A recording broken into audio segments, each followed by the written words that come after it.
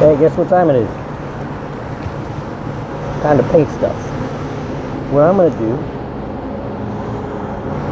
is these three tones. I have three different, well, I have a three tone, I think I have two different three tones and a two tone. And that's the plan for the day.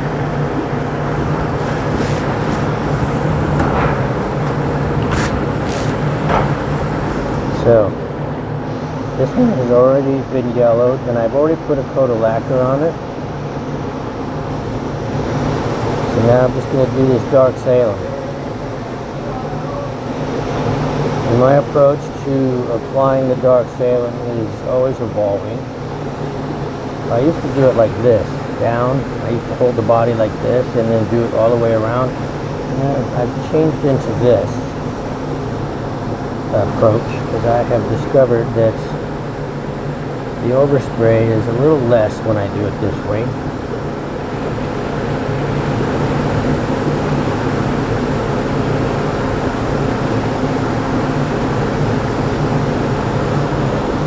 Okay, then I come at it in this direction.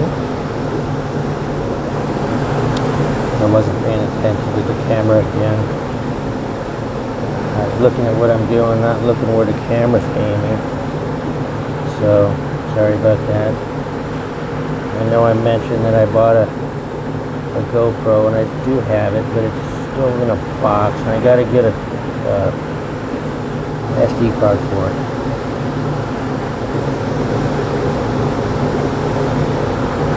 You know, I've been busy, you know? Okay, if I tilt it, you can see it better. See what I'm doing? Normally I don't tilt it quite this way. I tilt it like that, but just trying to better show the process here. What I say this was? This is a faded three tone. All right.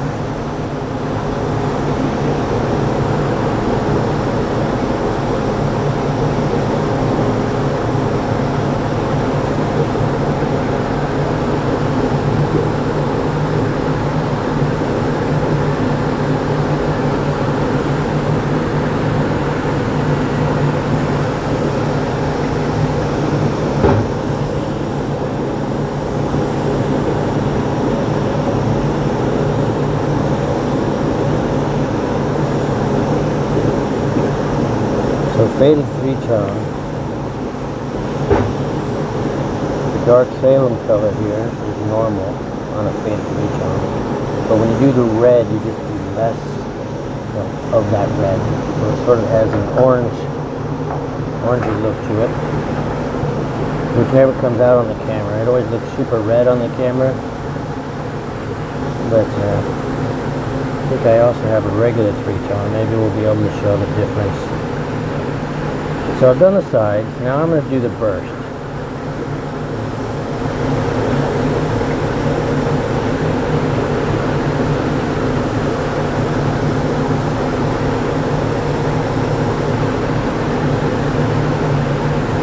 And I just go around and around, aiming my paint right on that crest of the edge there, the corner. Just keep going around and around, letting the overspray kind of do its thing. Rather than drawing the burst on, putting it exactly where you want it, I just aim my paint right on that edge, and the overspray makes the burst. That's how I make them, try to make them even. Alright, so now that I've done that, I'll set this one aside, let it dry a bit, and do this one. This one is a regular three tone. Okay? So it's the same process.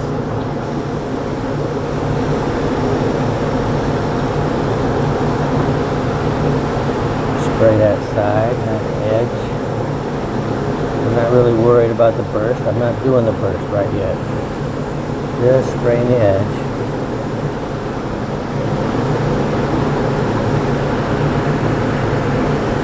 I feel like I need to aim my camera down a little bit. Somewhere in my box here I have a little wadded up piece of something I shove in here. Where'd that thing go? What if I took this glove and wad that thing up and stick it here? I wonder if that'll help anything. See, if I put that there, I can't see what the screen shows. Anyway, what was I doing?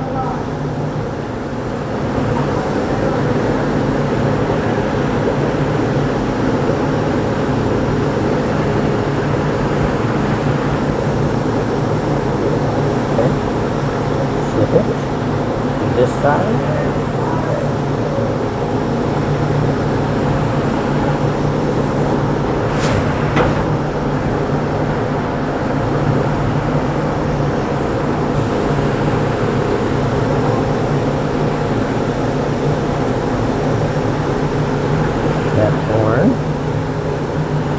Inside the horn area, flat of the neck pocket there, bottom horn. Okay, I'm going to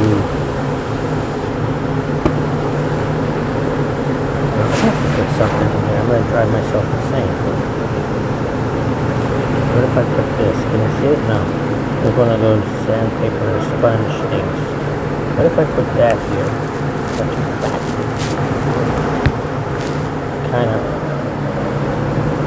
Kind of can't see what I'm doing now on the camera screen. Let's see what happens. Where was I on here? Okay. Is that better?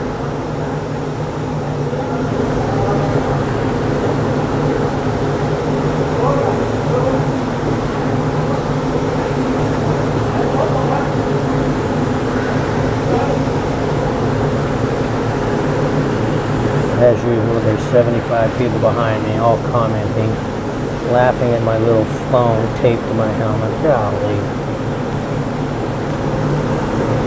So I don't want to turn around and let them see it. Right now, they can't actually see it. I'm hoping they go away. Okay. Okay, the bottom.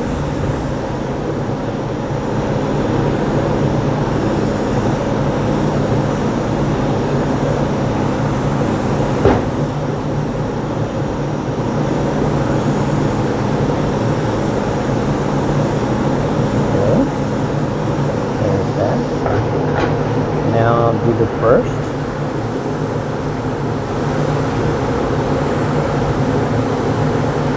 Same thing. Shoot right on that edge. Shoot right on that edge. If for some reason you get some areas that don't come out even, a little wider or thinner in certain areas, we can fix that a little bit later. Right now, just focus on getting a basic burst on there.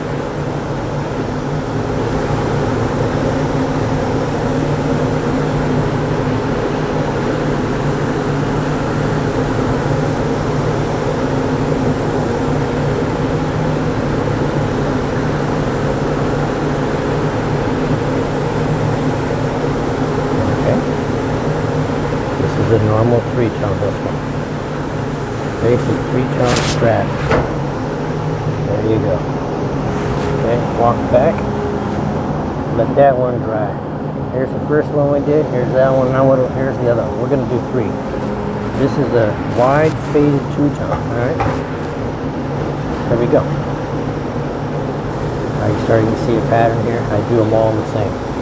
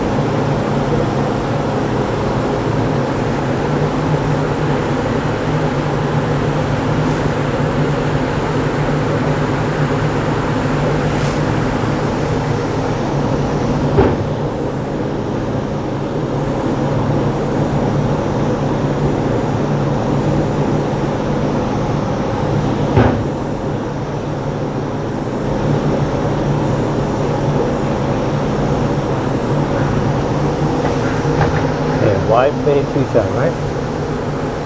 Still on a wide faded two-tone, I still do the same thing. Shoot the paint right on that crest there. Maybe a little bit farther away than some of the other bursts. That makes it a little bit wider to begin with. I'm not worried about making the wide part now. Just get a burst on there.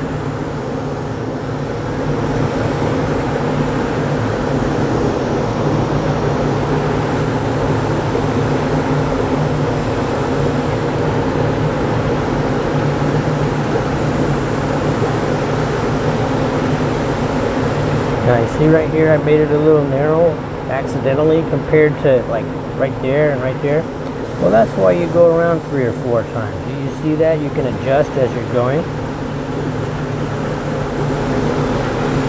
See, again, I'm not worried right now about making my burst perfect. I mean, you can get it close.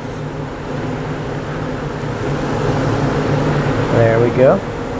Now it's got sides covered in the burst. Let's go get that first one we did, which was a faded three-tone. Okay? Now, there it is. Faded three-tone. Let me get my tag rag. This is just a like cheesecloth, but it's a little bit sticky. It's good for picking up overspray. Okay, so there's overspray on here. I always try to show this, but you can never see it. I always do this little trick where I wipe half of it like this. See, now look at it like that way you can't see it. But you look at it with this hard angle, you can kind of see a line right there where it's wiped. It shows that there is overspray there. And if I were to just clear it right now, put lacquer on it the way it is, that overspray would really show up. You can see it a lot more. So anyway, I just wipe all this overspray off. This tack rag. Okay, blow it off.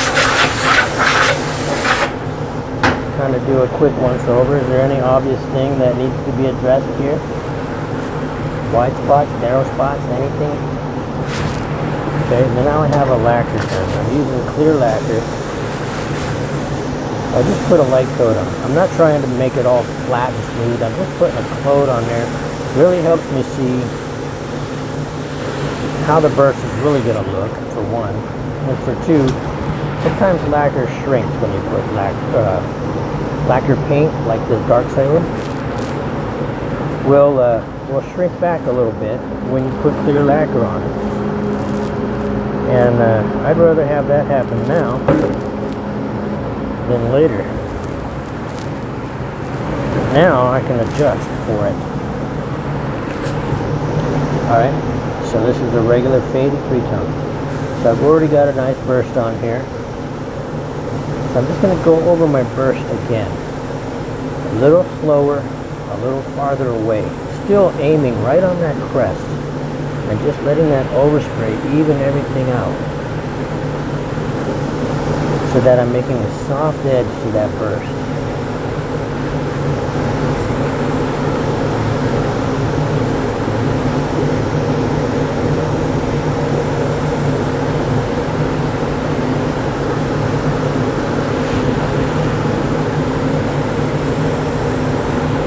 There we go. Okay. Now I get my little red gun I have here, and I'm putting on a light amount of red, very little bit, faded. That's what makes it faded. We're simulating that the red kind of faded out with time. So I'm aiming my red just into the black. Same way I was doing the edge with the black and letting the overspray make the burst, I'm doing that same thing. I'm shooting this red onto the black and let the edge of the overspray on the red spray gun make the burst. That way you get that soft, sort of faded edge. Rather than draw it on in a specific area, like, well, I'll show you on the next one. Okay, faded.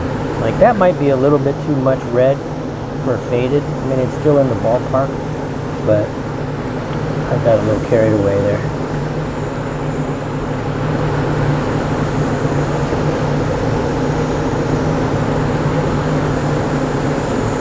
Okay. Now I know the camera seems, shows that red pretty good, but it's actually sort of orangish. So there it is. That's a faded three-tone sunburst right there. Now let's grab the other one. This is a regular three-tone right here. Same thing. Get my tack rag, wipe it off.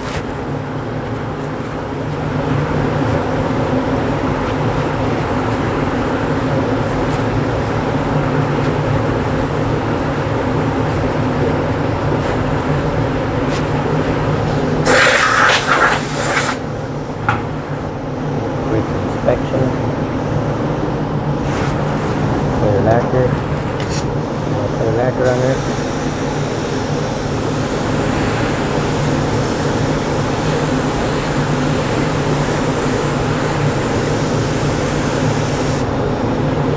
Blow it from there. A lot of times I would take it and set that one aside, let that lacquer kind of kick off for a second.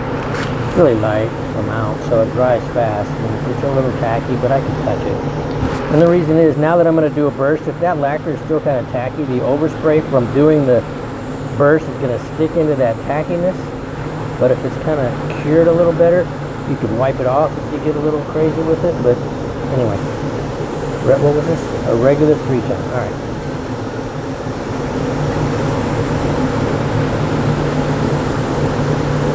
So on a regular three-tone, I'm a little more deliberate about the burst. I'm not trying to make a super soft faded edge because that will muddy up the red. The red part of the burst. You can see it's got a soft fade to it. It's not a hard line. It's not like that. It's more like this. All right, red. Now, same thing on the other one. With the red right there on that edge, I just go round and round a few more times so that that red is a little more red.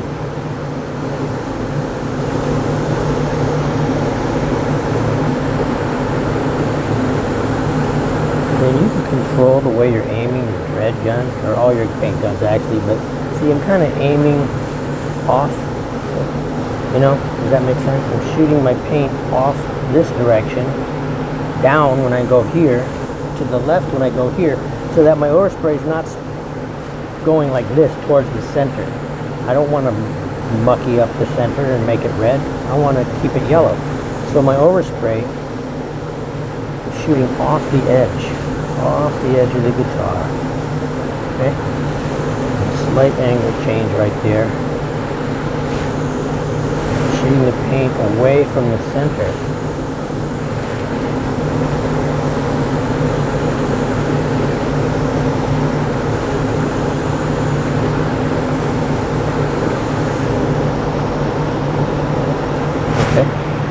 There's your three-tone. Let's see if we can tell a difference on the camera between this faded three-tone and a regular three-tone. The red seems more vivid? Yes. Alright, last one. We've got this wide faded two-tone. Okay, take my tack rag, tack it off.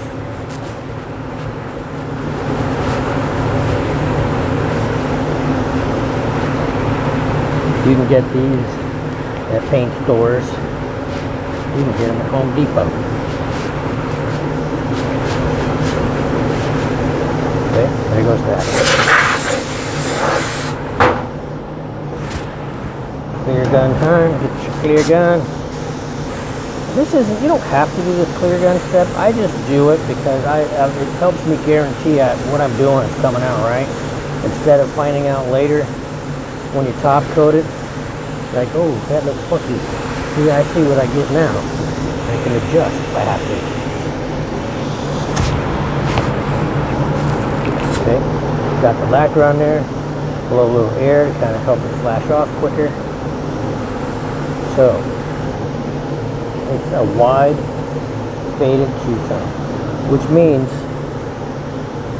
The solid part of the burst has to be a little bit wider than normal. There's faded two-tone, which means the solid burst would be just normal width, and then there'd be a wider fade. But a wide faded means the solid part is just a little wider than normal, like you see me doing. See the difference? See how thick it is compared to the front? Okay, so now it's wider, but not a whole lot wider. See right here, I'm really thinking more about the width of the solid part, not the fade. Okay, and we got the wide part down. Now we're going to do a fade. So with the fade, I aim my paint right on that edge of my burst. I'm barely pulling the trigger, so I don't have a lot of material coming out. And I try to make that edge soft as I can, so you kind of can't really tell where it stops. Like, where's the edge? I fade it out. And then once you've got the edge softened, then you work towards the middle. I'm still aiming my gun off the edge. I'm not aiming my gun towards the center. Kind of gives, I don't know what you call that, but this is how you do a wide faded two-tone.